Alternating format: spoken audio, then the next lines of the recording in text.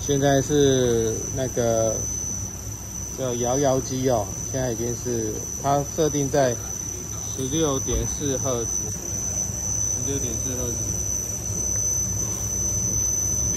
然后目前它摇起来，哦，它是整台车在摇。哦，那我们现在把它调快一点，先看看。哦，它现在避震器这边它其实是一直有在运转，一直有在作用哦，筒芯一直在做动。这比较容易查得到避震器，如果筒芯有异音的话，哦，这个是容易查得到。我现在速度调快一点。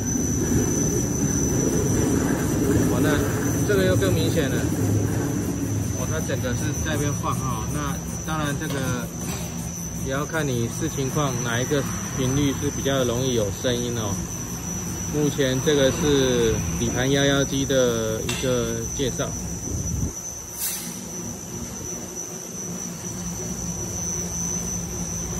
现在就是这个样子哦。